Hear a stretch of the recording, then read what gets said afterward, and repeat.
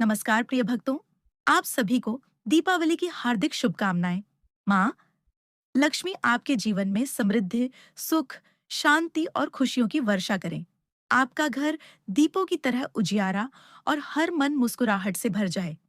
आज की इस वीडियो में हम माँ लक्ष्मी और भगवान गणेश की कथाएं, अमावस्या माता की कथा और दीपावली से जुड़ी रोचक और प्रेरणादायक पुरानी कथाएं सुनने वाले हैं।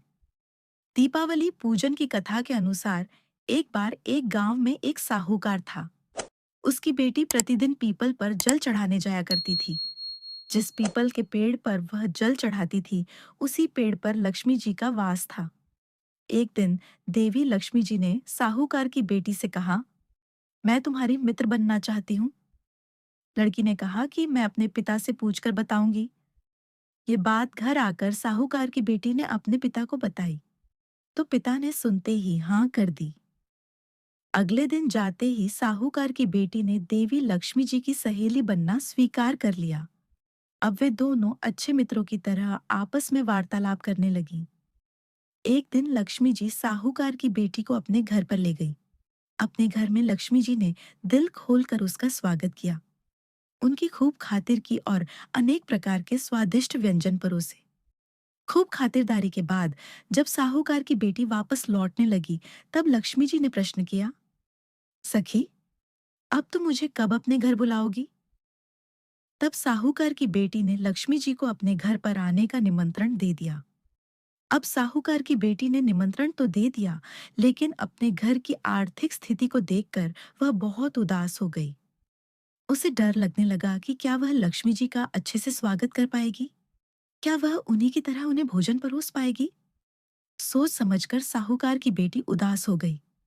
साहूकार ने अपनी बेटी को उदास देखा तो वह समझ गया। फिर उसने अपनी बेटी को समझाया, बेटी, तू फौरन मिट्टी से चौंका लगाकर साफ सफाई कर, 4 बत्ती वाला दिया जला और लक्ष्मी जी का नाम लेकर बैठ जा। ठीक उसी समय एक चील किसी रानी का नौलखा हार लेकर उसके पास डाल गई। साहूकार की बेटी ने उस हार को बेचकर सोने की चौकी, थाल और भोजन की तैयारी की। थोड़ी ही देर में श्री गणेश जी के साथ लक्ष्मी जी उसके घर पर आ गई। साहूकार की बेटी ने उन दोनों की खूब सेवा की। उसकी खातिर से लक्ष्मी जी बहुत प्रसन्न हुई। फिर लक्ष्मी जी की कृपा से साहूकार बहुत अमीर व्यक्ति बन गया। दूसरी कथा के अनुसार एक बार की बात है, एक राजा ने लकड़हारे को प्रसन्न होकर उसे चंदन की लकड़ी का जंगल उपहार स्वरूप दे दिया। लेकिन लकड़हारा तो ठहरा लकड़हारा, भला उसे चंदन की लकड़ी का महत्व क्या पता। वह तो साधारण लकड़ियों की तरह जंगल से चंदन की लकड़ियां लाकर उन्हें भी जलाकर भोजन बनाने के लिए प्रयोग में लाता था। राजा को अपने गुप्तचरों से यह बात पता चली तो उसकी समझ में आ गया कि धन का उपयोग केवल बुद्धिमान व्यक्ति ही कर पाता है। यही कारण है कि लक्ष्मी जी और श्री गणेश जी की एक साथ पूजा की जाती है, ताकि व्यक्ति को धन के साथ साथ उसे प्रयोग करने की योग्यता भी आ जाए। धार्मिक ग्रंथ रामायण में कहा गया है कि जब 14 वर्ष का वनवास काटकर श्री राम लंका नरेश रावण का वध कर वापस अयोध्या आए थे, तो उन्हीं के वापस आने की खुशी में समस्त अयोध्या वासियों ने अयोध्या को दीपों से सजाया था। अपने भगवान के वापस आने की खुशी में पूरी अयोध्या नगरी दीपों की रोशनी में जगमगा उठी थी। एक अन्य कथा के अनुसार भगवान श्री कृष्ण ने दीपावली से एक दिन पहले नरकासुर का वध किया था। नरकासुर एक दानव था और भगवान श्री कृष्ण ने नरकासुर का वध कर पृथ्वी लोक को उसके आतंक से मुक्त कराया था। बुराई पर अच्छाई की जीत के प्रतीक के रूप में दीपावली का पर्व मनाया जाता है। एक और कथा के अनुसार एक बार एक साधु के मन में राजसिक सुख भोगने का विचार आया। इसके लिए उसने लक्ष्मी जी को प्रसन्न करने के लिए कठिन तपस्या करनी आरंभ कर दी। तपस्या पूरी होने पर लक्ष्मी जी ने प्रसन्न होकर उसे मनवांछित वर दे दिया। अब वरदान मिलने के बाद वह साधु राजा के दरबार में पहुंचा और सिंहासन पर चढ़कर राजा का मुकुट नीचे गिरा दिया। राजा ने देखा कि मुकुट के अंदर से एक विशाल सांप निकलकर भागा। यह देखकर राजा बहुत प्रसन्न हुआ, क्योंकि साधु ने उस सांप से राजा की रक्षा की थी। इसी प्रकार एक बार साधु ने सभी दरबारियों को फौरन राजमहल से बाहर जाने को कहा। सभी के बाहर जाते ही राजमहल गिरकर खंडहर में बदल गया। राजा ने अब की बार फिर उसकी प्रशंसा की। अपनी बार बार प्रशंसा सुनकर साधु के मन में अब अहंकार आने लगा। साधु को अपनी गलती का पता चला तो उसने गणेश भगवान जी को प्रसन्न किया। गणेश भगवान जी के प्रसन्न होने पर राजा की नाराजगी दूर हो गई और साधु को उसका स्थान वापस दे दिया गया। इसलिए कहा गया है कि धन के लिए बुद्धि का होना अत्यंत आवश्यक है। यही कारण है कि दीपावली पर लक्ष्मी जी और श्री गणेश के रूप में धन और बुद्धि की पूजा की जाती है। महाकाव्य रामायण के अनुसार रावण को हराने के बाद भगवान राम के अयोध्या लौटने के उपलक्ष्य में दिवाली मनाई जाती है। श्री राम को 14 साल के लिए अयोध्या से उनके पिता राजा दशरथ द्वारा वनवास दिया गया था। उनकी पत्नी माता सीता और भाई लक्ष्मण जी भी वनवास के समय उनके साथ थे।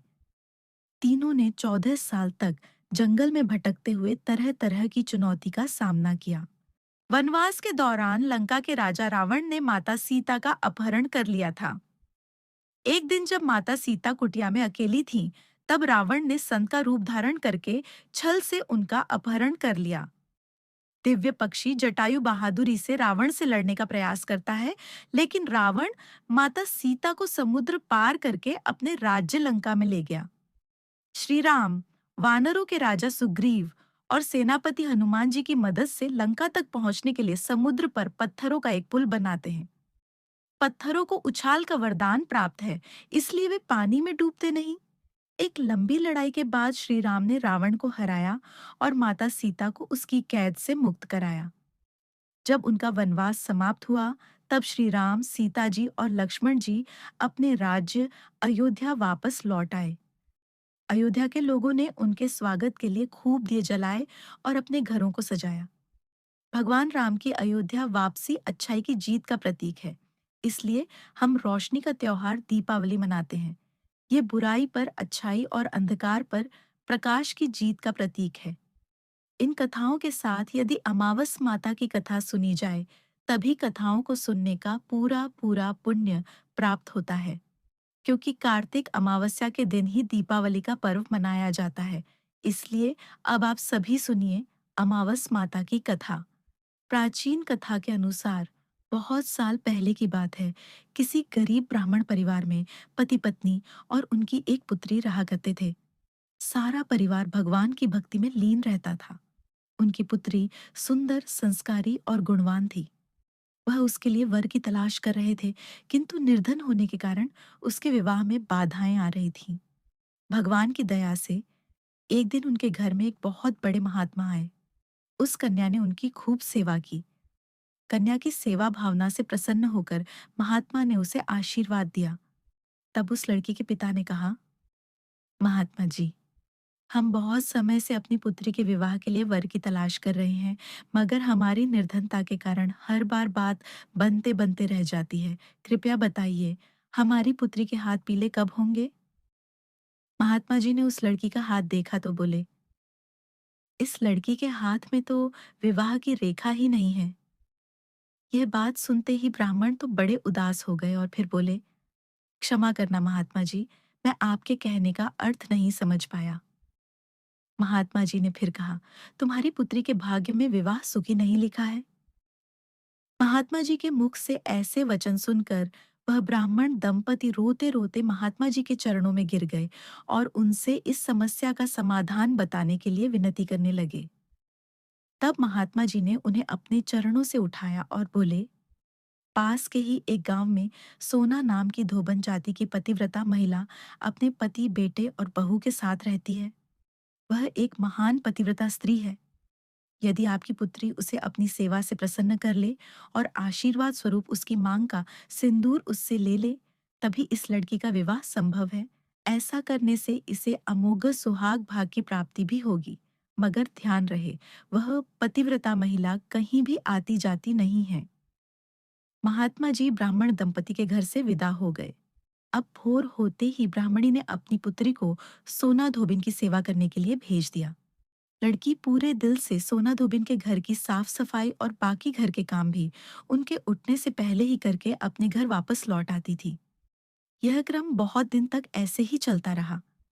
एक दिन सोना धोबन अपनी बहू को शाबाशी देते हुए बोली, बहू, तुम तो ब्रह्म मुहूर्त में ही उठकर घर का सारा कामकाज कर लेती हो और मुझे पता तक नहीं चलता।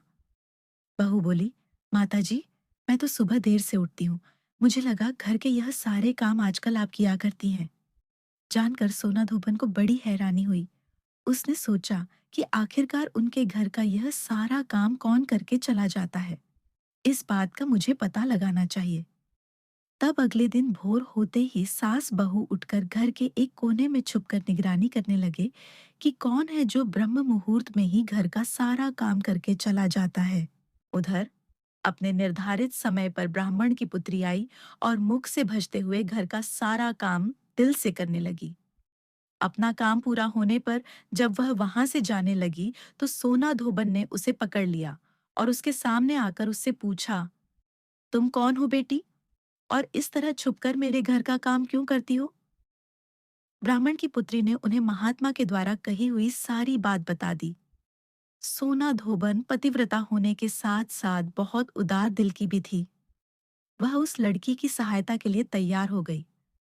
उस दिन अमावस्या थी और वह उस लड़की के साथ बिना अन्न जल ग्रहण किए उपवास रखकर उसके घर की ओर चल पड़ी।